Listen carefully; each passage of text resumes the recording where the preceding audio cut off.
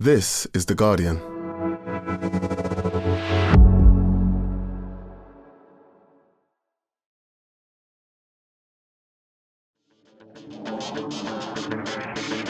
Hello and welcome to The Guardian Football Weekly. Arsenal hit 7 in the Champions League. You feel like that should just about be enough to guarantee their place in the quarter-final. 6 different goal scorers. Insert question about needing a striker. Ranieri excellent again. Odegaard looking like 2024 Odegaard. What a nice trip for the travelling fans. They'll play the winners of the Madrid Derby. Real have a slender advantage after a 2-1 win at the Bernabeu. Rodrigo's brilliant opener cancelled out by Alvarez's brilliant equaliser before Brahim Diaz scored the winner. All to play for then. A good night for Aston Villa, who were perhaps a little lucky to get away with the 3-1 win in Bruges. Dortmund and Lille draw 1 apiece. Kitromilides with a textbook half volley. Such a gloriously sweet strike. Also today, plenty of EFL to discuss. Gianni Infantino and his close ties to some of the more unpleasant leaders in the world. Speaking of which, the impact of Donald Trump's economic war with Mexico and Canada on the 2026 World Cup in those 3 countries. Arsene Wenger and the torso offsides. Your questions, and that's today's Guardian Football Weekly.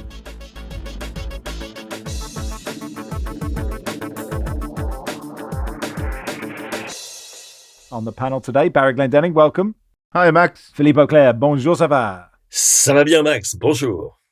Bonjour. And the better half of the Spanish football podcast, Phil Kitromilides. Welcome, Phil. Hello, buenos dias. Buenos dias. Let's start in Eindhoven, shall we? Let's imagine, Barry, how upset the Arsenal fans would be if we didn't start there. PSV 1, Arsenal 7. The first team in Champions League knockout history to score 7 away from home. Jim saying, once again, Philippe is on after a magnificent win. Watch poor Nicky be the guest when Arsenal lose 7-0 at home. Yes, I think the last time you were on might have been on one of the last times was when Arsenal smashed Man City. It was a brilliant That's game. right, yes. They haven't been great since. And then They were awful. Great last night. Yeah. The floor is yours, Philippe. What was it like? Well, I'm still in shock and denial because also I look absolutely ridiculous because I did a column for a French website on Monday about that game, saying that given what I'd seen from PSV against Juve, I wasn't thinking much of the chances of Arsenal against the Dutch club, especially in that cauldron of an arena. And yeah, and I look rather silly, basically. You could say that the game, perhaps all this type of scoreline is always, in a way, a travesty of reality. It means that something happened that shouldn't have happened. And you could say, right, in the 16th minute, if Sabari it doesn't hit the bar, but actually puts the ball in, oh my goodness, what will happen? But then 2 minutes later, that's it. That's the first goal. And you're on Timber at the far post, nods it in. And then 3 minutes later, this time it's Louis Kelly, who had an interesting game, to say the least, and who found one area, and then it's 2-0. And then another big moment, the VAR appeal or the VAR verification of Merino's goal. It's given 3-0 and that's it. It's very strange because you do have to wonder what kind of responsibility Peter Bosz has in this, as the way that his team defended was absolutely appalling. But on the other hand, it might be that the tempo of those games fits Arsenal better. There was more space, but they looked also really up for it, which is not something I would have said of the past few performances. They were absolutely appalling against Nottingham Forest. They were even worse against West Ham. And then suddenly Declan Rice looks like Declan Rice, and suddenly Martin Odegaard, those cheekbones, my goodness, they're so sharp. Is he starting to look? He's starting to look like the guy, who hands the Holy Grail to Indiana Jones. They're not quite that. They're not quite that, are they, at this stage? But not that far. I mean, I have to say that he wouldn't have to put too much makeup to have a good role at the Day of the Dead in Oaxaca, Mexico. And he was superb. And again, Ranieri confirming what we know about him now. But yes, it was bizarre. It was insane. And what does it mean? Well, it means that they now have a genuine chance. I mean, this is Arsenal. Even Arsenal cannot quite. I don't think any team ever won the first leg 7-1 and then got out. I don't think it's possible. I don't think it's I possible. think even PSG in their pomp would struggle to do that. But yes, what more can you say? Is that it was an excellent performance. Everything that could go the Gunners' way went the Gunners' way, because the first half is 3 shots on target for Arsenal and 3 goals. The ball hitting the bar, the VAR actually authorizing the goal and so forth. Everything went their way, but my goodness, some of the football they played, and also quite interestingly, they didn't put pull the foot off the pedal in the second half, which is something they've got a tendency to do when they think they've got the game wrapped. They didn't in this case, and in fact, they started the second half with just the same desire to score and score again. I mean, apart from Partey's moment of madness, there's nothing much that went against the Gunners that day. So yeah, I mean, an absolutely magnificent day, and I've been proved totally wrong, and I'm absolutely delighted. So you should perhaps book me in for the Football Weekly after the first game against Real Madrid or Atletico, right? Okay, we can do that. Only Kai Havertz and Bukayo Saka have scored more than Nwaneri in all competitions this season. Are we getting him on that plane, Phil? Him and Lewis Skelly. Should Tuchel be picking him immediately? I think, as the only Englishman on the pod today, Max, I think you'll be getting very excited, won't you? Having someone like Nwaneri knocking on the door of the England team. It's a good question. Yeah, I mean, no, because it's too far away. I'm just annoyed about the next international break, like a typical England fan. It's getting in the way of the football that needs to be played. So I can't feel it yet. But I would be interested to see what Tuchel thinks, given he's got such a short contract. Yeah. And, it is go and win the World Cup, which is a sort of ludicrous thing to say to somebody. But does that mean he doesn't care about young players? But on form, I think you could probably make a case for both of them.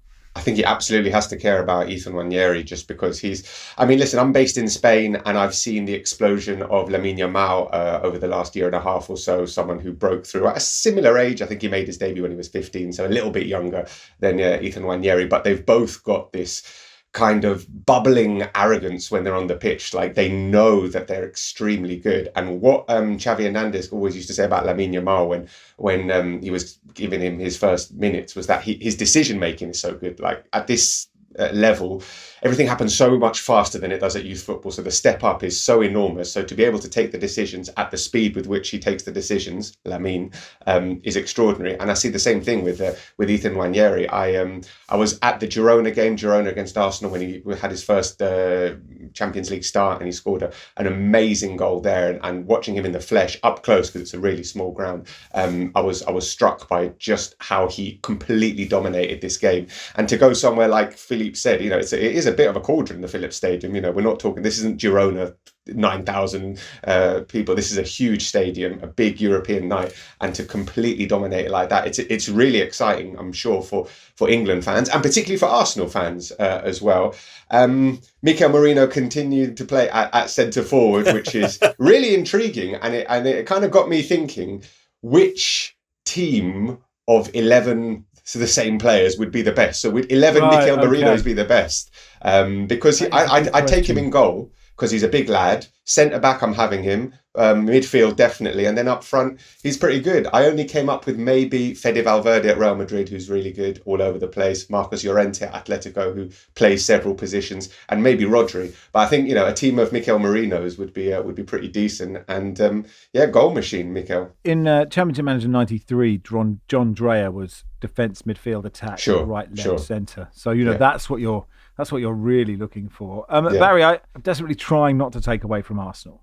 Some of the goals were so soft in this game. Marino's goal, which we have mentioned, I think every PSV player had a chance to clear that one. It was so weird. It was like a Sunday league goal. It was just such an odd goal. Arsenal were terrific last night, but PSV Eindhoven were terrible. Their approach was naive. I don't think any of their players had a decent performance. I thought going into the game, I shared Philippe's misgivings about Arsenal, because that they were two teams in quite similar places going into this game. Like, PSV have totally shat the bed in the Eredivisie. They were I think 6 points clear going into the Christmas break. Now they're 8 points behind Ajax. They got knocked out of the cup last week by Go Ahead Eagles. They are missing several key players, Malik Tillman, Ricardo Pepi, and a couple of others whose names escape me. So, and Arsenal were also on a poor run of form, missing key players, knocked out of the cup, etc. and so on. It was men against boys in that, and the goalkeeper let in a couple of soft ones. The way they set up with a very flat midfield that Arsenal just played through at will. Arsenal had really clinical finishing. Funnily enough, they scored 7 goals and their XG was less than 2. It was 1.9 something. So that's some seriously good finishing for a team that can't score goals and doesn't have a striker. But yeah, PSV made an absolute dog's breakfast of this. Could have been different if they'd scored that opener. Could have been different if Miles Lewis-Skelly had been sent off as he should have been. But your man didn't score the goal. Miles Lewis-Skelly got away with his yellow. He really needs to work, by the way, whatever about his discipline, on his guilty face after committing yellow card challenges, because he's not helping himself in that regard. He got away with it last night, but just the look of total guilt on his face. That he needs someone to help him with that, a drama coach or something. But yeah, it was a combination of Arsenal being brilliant and Eindhoven being absolutely terrible. But their season has completely fallen apart in recent weeks. How did the PSV defender end up on his arse on Mikel Merino's goal? I've watched it several times. Ryan Flamingo? It's Ryan Flamingo. Yeah. It's just a great opportunity to say Ryan Flamingo again, but I don't know. One of the great names in football. Not having a leg to stand on. Yeah, very good. I've no idea. The Odegaard pass for Calafiori was so nice, wasn't it? And it's nice to see him being so good. Is it a dumb question, Phil, to ask who Arsenal would prefer, like from Real and Athletic? It feels like a silly question. Yeah, it feels potentially they would prefer not to face the defending champions and 15-time winners Real Madrid. Yeah, I would think so. But I mean, Atletico are stern opponents, as I'm sure we'll talk about later on. But yeah, I think if you can avoid Real Madrid in the Champions League in the knockout stages, it's probably a good idea. Yeah, no. I mean, I thought it was a stupid question. I'm glad. I just thought you might have like that within Spain take that actually the way that Atleti set up means. But you're right. David says, have 2 men ever worn exactly the same kit more differently? This is when Kieran Tierney and Ben White were due to come on the pitch. There is, pasty Kieran Tierney, shirt tucked into his shorts, which is pulled up above his belly button, shorts down to the top of his knees, next to Ben White, covered in tattoos, like so much tan, and then his shorts kind of like hitched up. It is the same kit. They are doing ostensibly the same thing, but they are looking very different in many ways. The beautiful melting pot of football. Ben White's socks as pulled right up over his knees. It's a great image. Like a pair of 3/4 length boots. Let's go to Club Brugge 1, Aston Villa 3. I thought Baz, this was quite an odd game, really. Like at 1-1, Bruges had maybe 2 absolutely brilliant chances, and then just sort of gave Villa 2 goals. I think Villa are incredibly lucky to come away with a 3-1 win. I don't think any Villa fans would take umbrage with me saying they were nowhere near their best last night. I think they'd have happily taken a 1-1, and they've somehow gone home with a 3-1, and that's great. I wouldn't think necessarily the tie is over.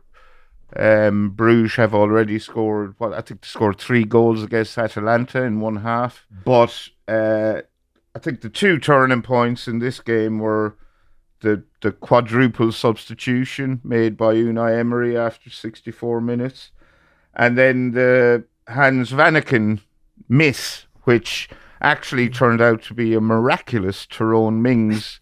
It's insane, isn't it? Hook off the line. And how he didn't pull his hamstring there, I don't know. But yeah, it was very much a Mings redemption arc, because he was crucial in setting up Villa's first, and he stopped that Vanaken shot going in somehow, and then, yes, Tosselis he missed a decent chance as well. And then Villa were basically gifted 2 goals in a crazy 5 or 6 minutes. And they'll be delighted with that result because I don't think they deserve to win 3-1. Brugge controlled the game for quite long periods, but good luck to them. Phil, I think you're, as the sort of resident Greek, you're allowed to correct Barry's pronunciation of Solis if you want to. Solis, sorry. What did I call him? Tosselis. You called him Tosselis, yes. It's Christos Solis. This is just me not being able to read my own writing. It's not a slight on the Greeks. I saw you mouthing it, so I thought I'd let you in. And with that Mings clearance, Philippe, it sort of defies physics. I can't see how he can make the ball go. If anything, if he touches it, it's more likely to go in. That's what I'm thinking. Like, it's sort of mad. I've watched a few times. It's a bit like Ryan Flamingo's fall. I do not have any rational explanation for how he actually saved that. There are so many things in the universe that to be aligned for this not to go in. Yeah. That it's something that we will never see again, I believe. And no, it was absolutely exceptional, I must say. Exceptional in a game which was not exceptional. Have we said that? Yeah. It was pretty poor. Yeah, it was pretty poor, to be absolutely honest. I think, by the way, the own goal was perhaps a little bit harsh because the own goal was provoked. It was not like a stupid own goal like... Yeah, okay. Jamie Pollock. It wasn't Jamie Pollock. That's right, exactly. So... Yeah. But no, I'm going to watch the Taron Mings thing again, wondering, did this really happen, or was this an AI moment, or did I just dream it, perhaps? But it was extraordinary.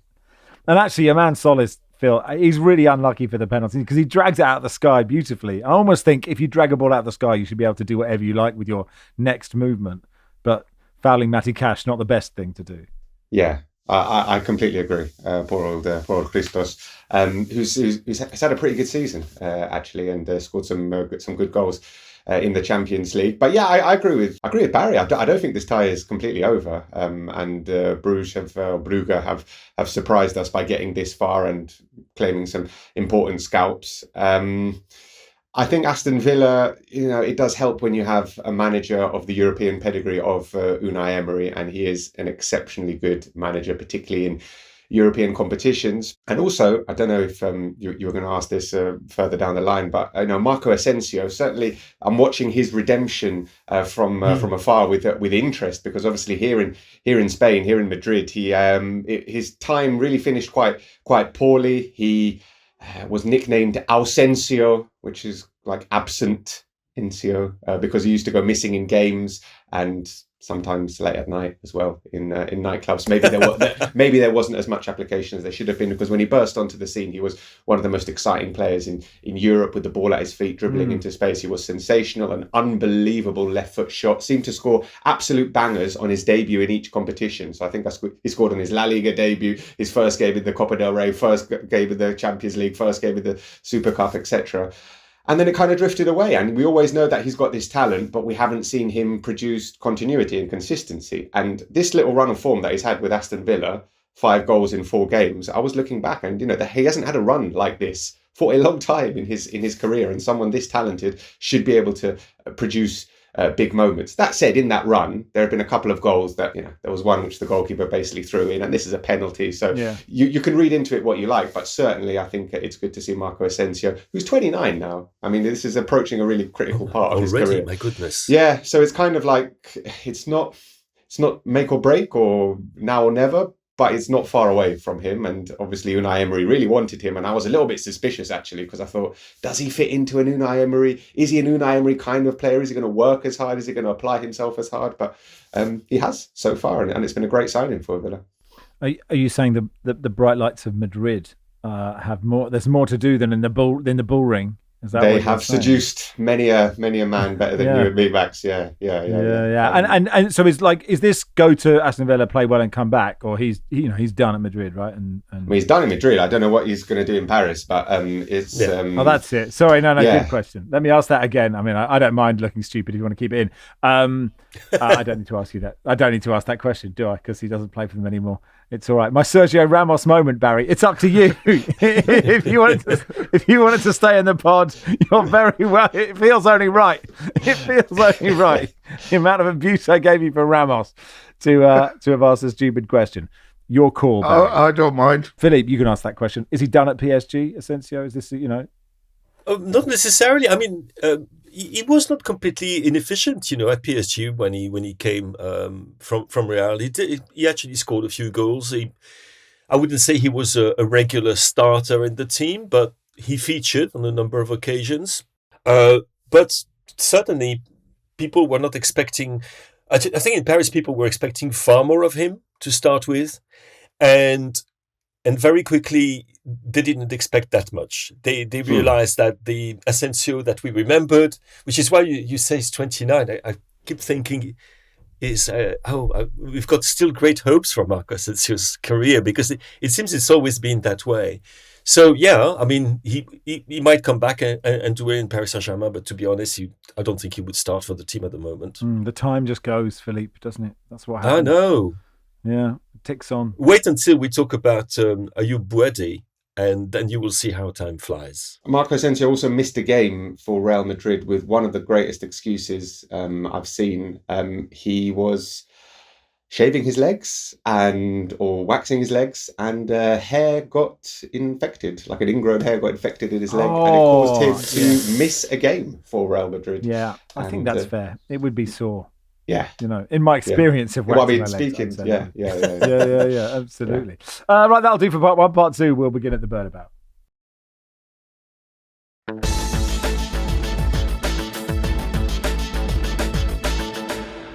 Welcome to part two of the Guardian Football Weekly. To Madrid, then Real 2, Atleti 1. Obviously, Phil, this was on your big telly.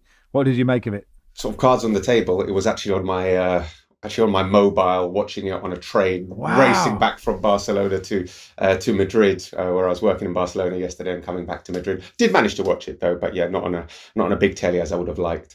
It wasn't a great game, guys. It wasn't a fantastic game, and this fixture is not really usually very good. And it pains me to say this because obviously I live and work in Madrid, and it's in my interest for this to be one of the biggest fixtures in European football, which on paper it kind of is, because no other city has had a cross-city derby in the final of the Champions League, let alone twice. So Real Madrid against Atletico Madrid is huge, and yet the actual spectacle doesn't really deliver. Not like the Clásico, which for a long time, we hyped it up for ages, and Real Madrid and Barcelona tended to be a great game. This is not that.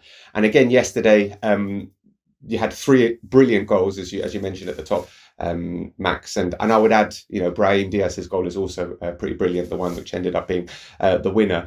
But other than that, there wasn't a huge amount of quality in the game. I think if you look, there were 3 goals. If you look at the combined XG of the two teams, it's below 1. So there weren't many great chances in this game. And it was weird because I felt like Atletico Madrid controlled large parts of this match. And then if you look at the stats, Real Madrid had a lot more chances and a lot clearer openings, more shots, etc. So it's very, very tight. It's very, very close going into the second leg. Atletico, when the draw was made a big deal of the second leg being at the Metropolitano, as much as they have their own fans there, as it not being at the Bernabeu, because second legs at the Bernabeu, we tend to know what happens there. Real Madrid tend to turn it around, whatever the situation. So the second leg is at the Metropolitano. It is going to be very, very spicy, the atmosphere. The Atletico Madrid fans, remember the last game that these two played there was stopped for like 20 minutes because the Atletico Madrid ultras were throwing lighters at Thibaut Courtois. So it's going to be very, very spicy, and it's finally poised. But a big how can I put this? A big poor performance from Kylian Mbappe yesterday, and a lot of people are this morning in Madrid, absolutely slaughtering him. Forget what he did in the previous round against Manchester City. This is Real Madrid. You're only as good as your last game. And because he did very little in this match, I heard people saying this morning on the radio here, he's having a terrible season. He's having he's not having a terrible season. He's going to score probably 40 goals this season. He's on course for that. But what he is doing, I think, is underperforming on the expectations that he, in large part, caused by taking 7 years to move here and dreaming up ever more elaborate ways of rejecting Real Madrid, and then finally coming here and everybody thinking, right, we got him. We finally got him. We just won the Champions League and the league, and now we signed the best player in the world. This is going to be amazing. And it hasn't been amazing from him. But from not being amazing to having a poor season, I think there's a big jump. But yeah, it wasn't great yesterday. It wasn't great. Are they using Rodrigo as a kind of contrasting example of a player who actually is doing very well? When they're talking about Mbappé, saying, well, look at Rodrigo, he's doing fantastically well, much better than the Frenchman. Do they do that or not?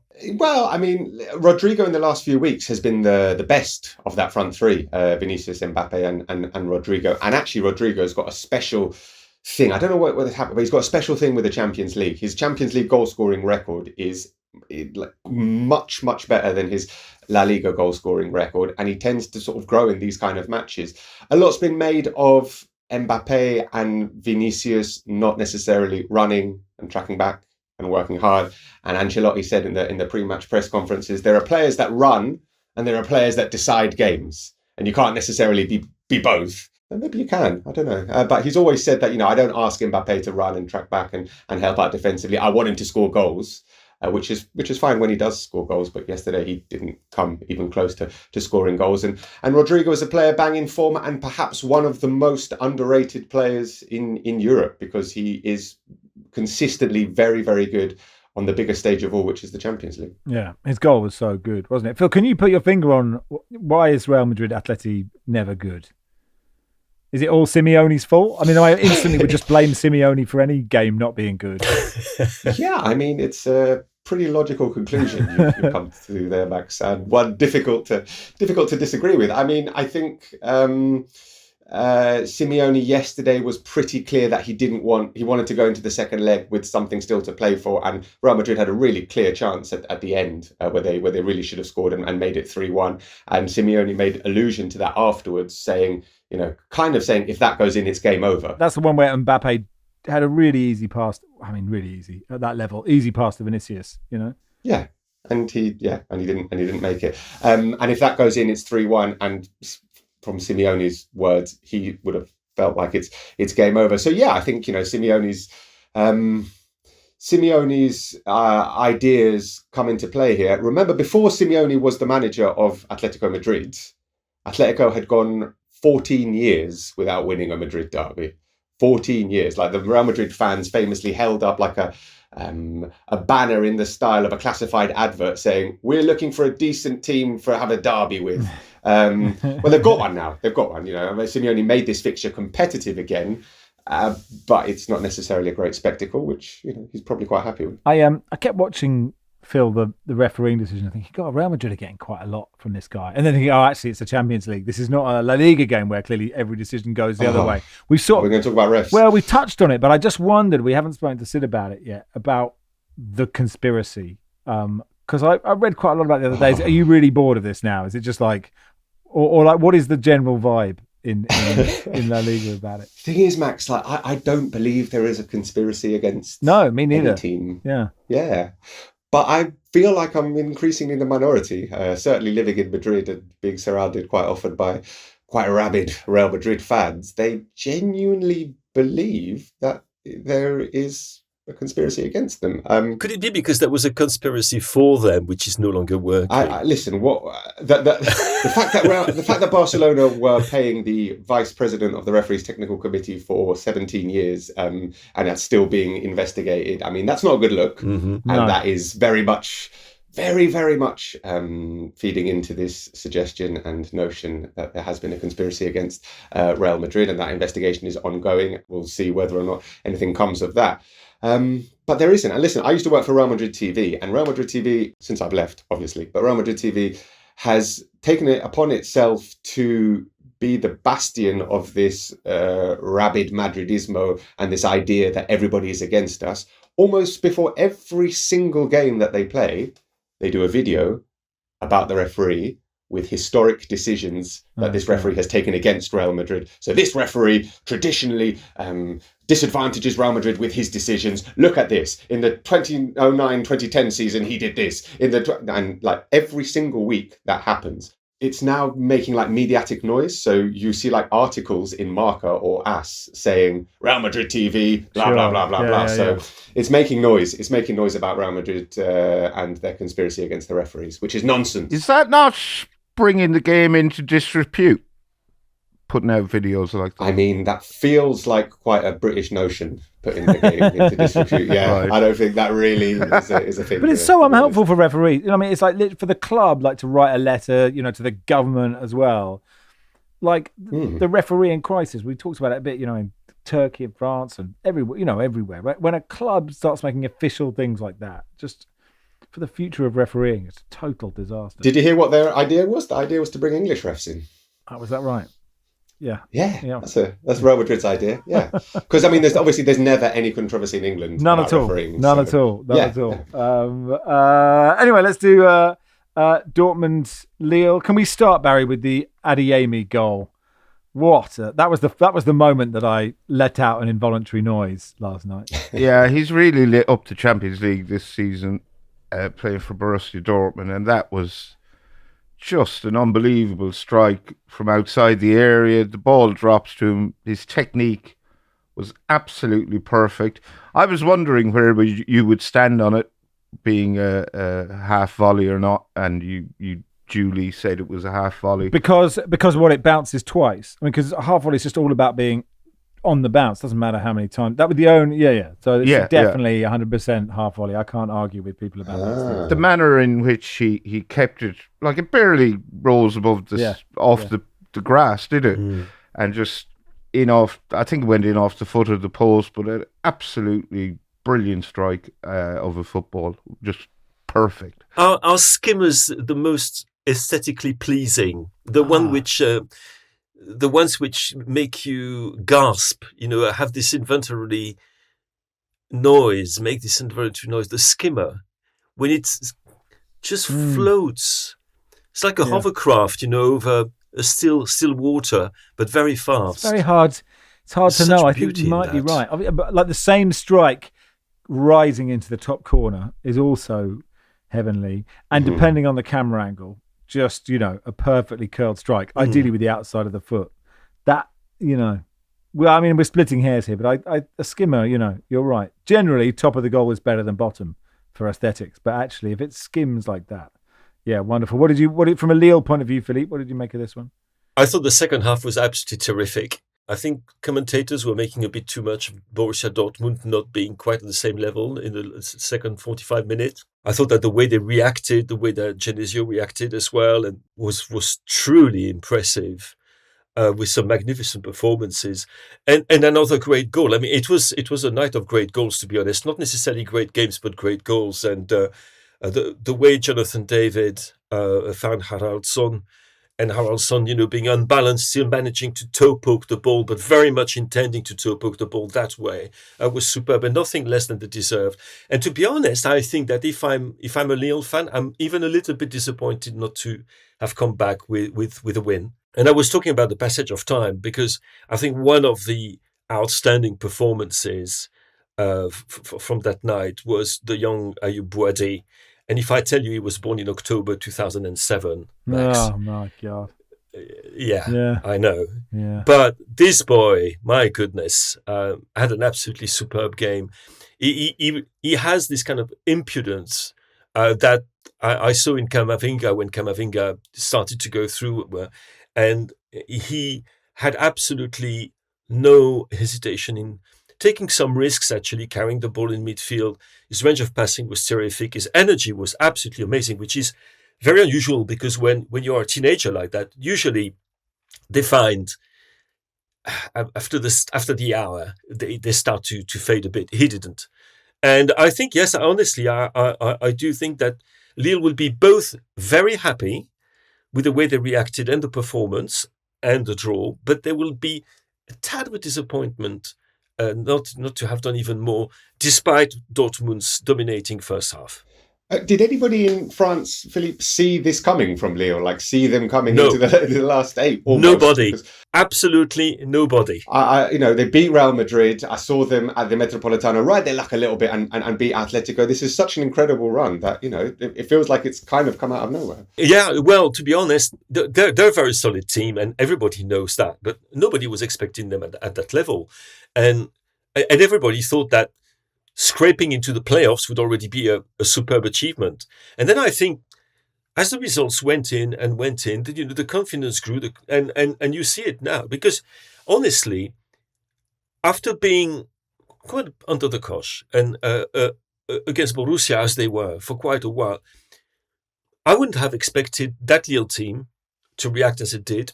But obviously, and it's a strange thing, Bruno Genesio, who is not really the most, the coolest, of managers in France. He's got this really drab image of a kind of technocrat of football, too old perhaps, and look at what he's done with that team.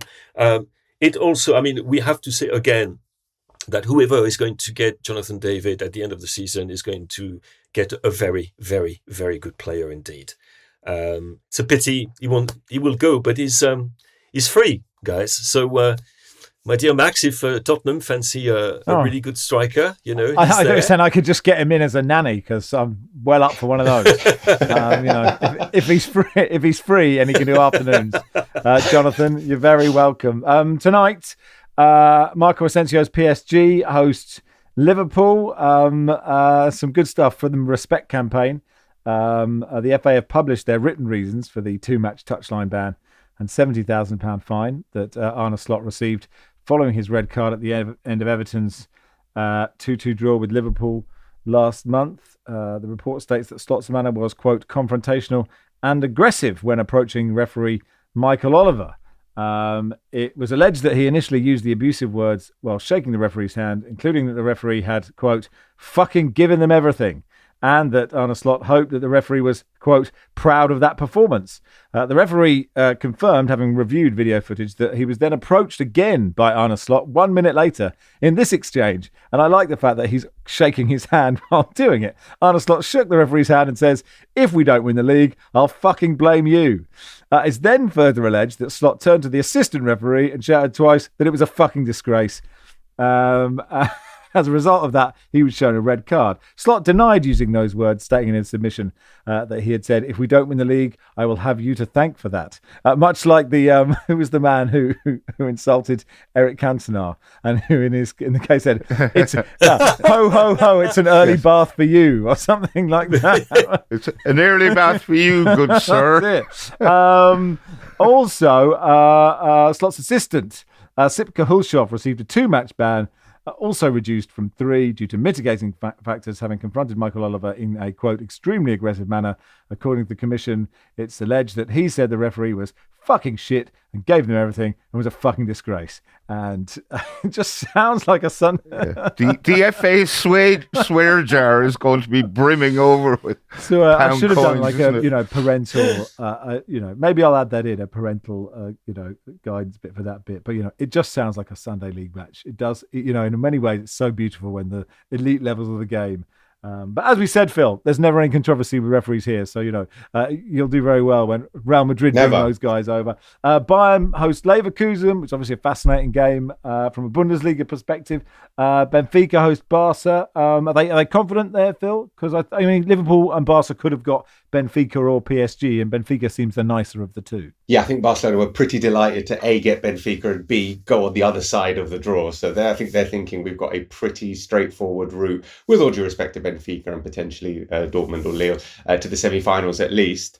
They did play a ridiculous game in the league phase, which Barcelona won 5-4 in Lisbon. It was one of the most ridiculous matches I've ever seen, played in the glorious pissing rain, which makes it even better. Let's see if it's anything similar tonight. Feyenoord host Inter. Of course, in the playoffs, the Low Countries had a hex over the Italians. So we'll see if that continues. And that'll do for part 2. Part 3, we'll do Monday night's FA Cup game, some EFL, and some any other business.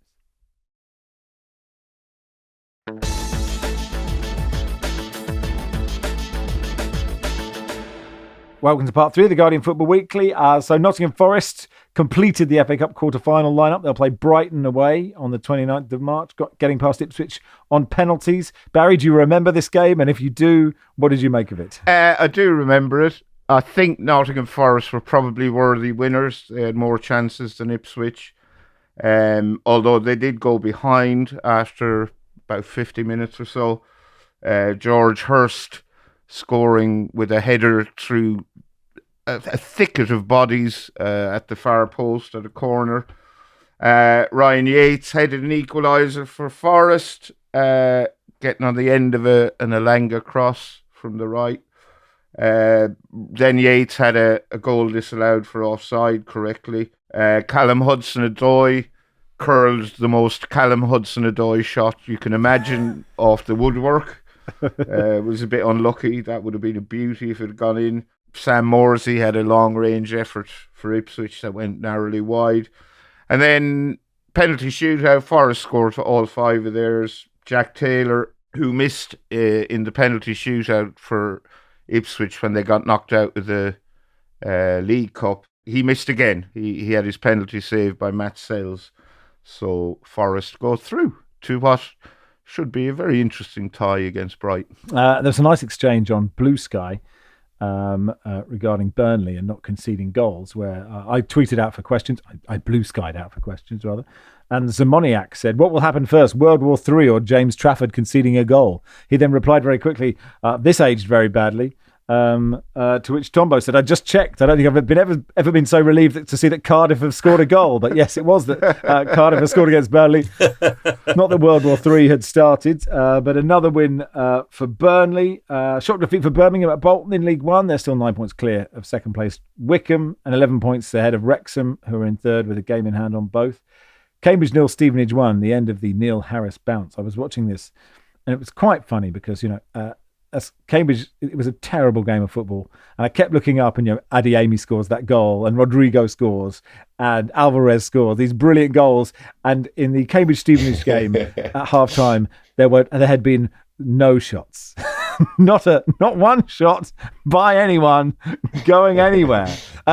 Meanwhile, Philippe, you put in the group a wonderful goal. Oh, my goodness. By Tigre women's team. Tell me about it. So Tigres, it was Tigres Guadalajara in the Mexican League just a day ago. And a cross by Jenny Hermoso, the famous Jenny Hermoso of the Spanish national team, and directed towards this Mexican player called Jackie Ovalle, and who very... And with intent, executed the most extraordinary scorpion kick that you will ever see in your life. Because perfect balance, she really means it. And she means it to hit it with the studs, which is unbelievable. And it's not for nothing she scored La Maga in Mexico. And actually, it was quite funny because when people started sharing the goal on Blue Sky, people commented, "Why is there somebody holding a pro-Trump placard in Mexico?" Yeah, in Mexico. And in fact, she's called La Maga, which means the magician, and she's a magician. And yes, I mean the Puskás Prize has now officially been given to Jackie Ovalle of Mexico. Watch it; it's an absolutely glorious thing. There are several angles. One in particular, from the back, which is from behind, from the back, from behind the goal, and you will gasp. In some goals make you emit an involuntary noise. Other goals make you gasp and remain silent. This is one of the latter ones. It's like something out of the Matrix, like the way she contorts her body. Yeah. Is it better than the Tyrone Mings clearance? It's got more beauty to it. I mean, I both are quite incredible. Well, the Tyrone Mings clearance technically didn't happen because the referee awarded a goal kick. He didn't notice it. No, it's a very good point. Speaking of MAGA, Philippe, you've written about Infantino's close relationship with a host of world leaders. Before we get to that, obviously everybody is just watching the news with their sort of hands over their face at the moment. And obviously what's happening in Ukraine is far more important than tariffs, right? But Trump imposing these tariffs on Canada and Mexico when they're about to host a World Cup together in 2026. And obviously things can change with Trump over every minute, let alone every day. But is there a potential impact on this, or you wanted to talk about what this might mean? Yeah, there is a potential impact, and actually, and perhaps even before the FIFA World Cup in 2026, because we've got the Club World Cup coming in 2025. There are several problems. One is the appalling relationship between Washington and the Canadian government and the Mexican government, even if Mexico has been a little bit more guarded in its comments. Apparently, Claudia Sheinbaum is only going to speak this weekend. But basically, it's a common economic war. It's bound to have an impact. And one of the areas which many people are already asking questions about is when it's going to come to the movement of fans. Okay. Because when you see all the restrictions which are being put already by the Trump administration, and you can only imagine that it's going to get worse and escalate. Unless, of course, he changes his mind. I mean, there were rumors that he was going to drop the tariffs later on today. Maybe he will. We don't know what goes on in that big orange head brain. Yeah, I'm just trying to be polite, and it's difficult. But it's going to be a major problem because some of the... and it's going to be an absolute nightmare for FIFA, because one of the things is that FIFA is a traveling circus. The competitions, basically, they bring with them like their own tax regime, their own immigration regime. Everything is done according to FIFA. There's no way that Trump is going to accept that.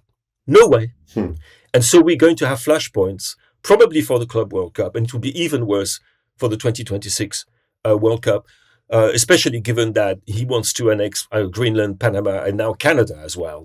I mean, just mad.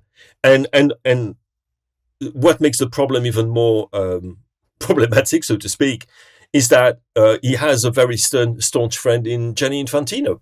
You surprise me. and who has, I think this extraordinary utterance when he went to Trump's inauguration, where he had no place, there was no place for him. No FIFA president has ever attended what is actually a private event, believe it or not. Was he next to Salt Bay? He was next to, he was 2 seats away from Elon Musk. Right, lovely. Yeah, well, how lovely. And he's constantly playing up and sucking up to Trump all of the time. But there's might be one point where he's going to have to, is he going to actually put that into action? And as if, is the USA going to be able to do, for example, what Qatar did, remember with the sale of alcohol? Well, and FIFA went, okay, fine, that's fine. But this is going to be the sale of alcohol or the non-sale of alcohol times 100. Because imagine if you're a traveling fan of Pachuca or Leon, right? Coming from Mexico. What's going to happen for the immigration rules? Are they going to be relaxed? Can you imagine 1 second the Trump administration accepting to relax immigration rules, or for the World Cup, where there's going to be countries whose citizens, under normal circumstances, would feel the wrath of the US immigration services? You think he's going to decide, oh, that's fine, everybody can come in? Of course not. I think he might. I just think he might, because he might. But he can't with the crazies behind him. Yeah, but he can basically, they'll just do whatever he says. Isn't that the sort of the utter sort of tragedy of all of this? I don't know. And it's so depressing. And the fact is, Infantino is certainly not going to be the man who is going to put any resistance. He still has his order of friendship, which he got from Vladimir Putin in the Kremlin. He still hasn't sent it back. It's just shocking, absolutely shocking. I do apologize. No, don't. To our listeners, because we would like to have football being about Jackie Ovaye's goal and Tyrone Mings' miraculous save, which wasn't a save, which didn't happen because there was a goal kick. This is what we would like to care about. But unfortunately, there's also this reality of we have now a changed world, and we have a World Cup, which is going to be interesting, my dear Max. We were talking, remember how when we were talking about the World Cup in Saudi Arabia, the World Cup in Qatar, and we said, we'll apply the same stringent criteria to the way we cover the World Cup in 2026, and we meant it. How many podcasts will we have to do? We'll have to do 1,000 podcasts. For the benefit of the tape, Max has had his head in his hands for the last 4 minutes. Yeah, and it was before Trump was elected. So, my goodness. Oh, God. Good. Yeah, we have. Anyway, moving on. Moving on in issues that shouldn't start World War III. But you never know. Arsene Wenger is set to propose a new change to the offside law that would mean it being measured by the position of players' upper torsos rather than extremities such as their feet or toenails. The proposal is likely to be approved for a trial when IFAB meet in Belfast. I think they met last Saturday, didn't they? Yeah, I think Gianni was up there, I think. Yeah. What's the best policy here then? We see if you're running through, lean back, sort of like Michael Johnson would be good because he was sort of quite an upright runner, wasn't he? Knees out, knees offside, just torso. Whereas Adama Traore is screwed because of his pecs. I don't know what this means, Barry. Neither do I. So torso, head is not included, no? Not the last time I checked what a torso was. Yeah. I'm just trying to think. I don't know. I'm afraid to say it doesn't sound totally ludicrous, but in case I'm, swept away in a tidal wave of ridicule, you kind of sprung this on me. I need to think about it. But it doesn't sound completely mad. Isn't it a way to verbalize the idea that being a bit offside is okay? Because at the beginning, Wenger was of the idea of clear daylight. Do you remember that? Yeah, which is ridiculous. Which is ridiculous. Which is absolutely ridiculous, and especially when you play at night. Anyway, sorry. Yeah, absolutely. And then it became this thing, which again is going to be very open to interpretation because torso, right. I mean, now it's just if any part of your body with which you can score a goal is offside, then you're offside, and that seems quite logical. Even if it is millimetric, then it's if your toenail is offside, still going to be millimetric. Yeah, it's still going to be millimetric, just with different parts of the body. So I don't know. If you had long nipples, that would be bad. When it's very cold. When it's very cold. Yeah. Oh. I mean, look, you've got to draw a line somewhere, I guess. But I think was it Jacob Ramsey was offside at the weekend, and I thought that's not. I know he's offside, but it doesn't feel like it. But I didn't. His torso may have been the thing playing him off. I don't know. But I'm not necessarily. I don't necessarily disagree with you, Barry. I'd like to see it in action before I roundly mock it. Jumping for Joy says no questions really, but please compliment Philippe on his new single. Reminded me in parts of 80s McCartney and XTC. Yeah, sell your single, Philippe. It's great. Thank you very much. That's very kind. And where can one purchase it? On Bandcamp, which is the nice way to do it, on the Louis Philippe website, because that's my artist name, and that's very kind. I wasn't expecting this, Max, but thank you very much. I'm quite happy with it, and it's got a beautiful video as well, which is taken from a Billy Wilder Siod Mac film from the 1930s, which we appropriated, shall we say. But it's out of copyright, that's fine. Okay. But it's called Pictures of Anna, and it's on Tapete Records, with the album being released on the 2nd of May, and a concert in London. Well, I might as well make the most of this. Yeah. And a concert at the Water Rats in London, King's Cross, on 12th July with a full band. Ah, lovely. Okay. Thank we'll you. all be there. Thank you, Philippe. That'll do for today. Thanks, everybody. Thank you, Philippe. Thank you. Cheers, Baz. Thank you. Thank you, Phil. Cheers. A reminder, you can listen to our sister podcast, Women's Football Weekly, wherever you get your podcasts. A particularly good episode yesterday on potential changes to the WSL and Championship and England's win over Spain. Football Weekly is produced by Joel Grove. Our executive producer is Daniel Stevens. We'll be back tomorrow. This is The Guardian.